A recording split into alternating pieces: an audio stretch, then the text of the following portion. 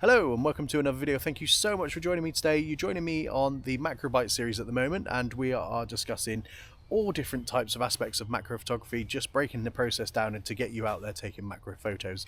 Now, this one is how to approach the opposite species.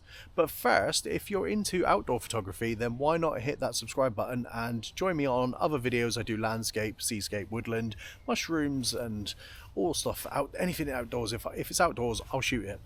So with that being said, let's jump into the content. Now, we haven't got an actual insect here, so what I've got is I've got a little subject here. So we're going to pretend this is an insect. So it's sat on a log at the moment. Now, the way I approach my subjects is I don't know how skittish they are, and all insects have different degrees of skittishness. And I don't know if that's a word, but I'm going to take that one as my own, another exclusive for the channel. So they all react differently. So as you approach them, some will just fly away or run away, and some will just sit there. And you can get, I've got pretty close to insects before, and they're not bothered at all. And I've moved them around on leaves, and they'll just sit there. They're not bothered.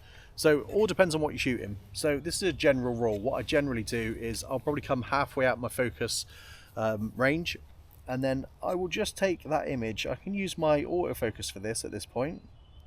Take an image, and then what I do is I move closer.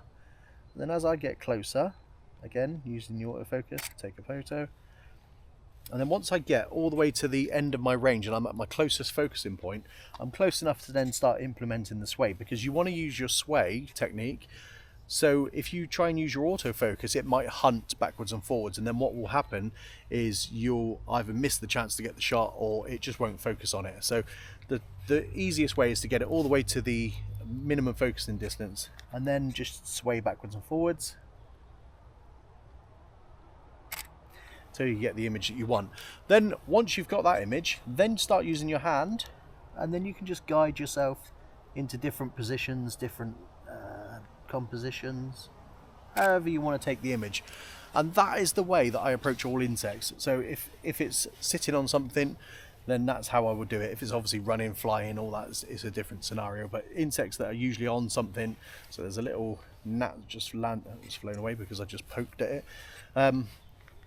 So any insect photography that I do on something, generally on a leaf, on a tree, or wherever it is, that's how I would approach those types of shots. So those ones are pretty straightforward. They're, you know, it's trial and error. You'll kind of learn the insects that you can and can't get closer to, and you'll just know some flies, there's some species of flies, you'll recognize them and you'll think, oh, I can get really close to that. There's a yellow one, I can't remember what it's called now, but there's a yellow one that we have here, and it's pretty much the tamest fly. I can get really close, and the interesting thing with macros as well is they'll turn and look at you, which I think is really interesting.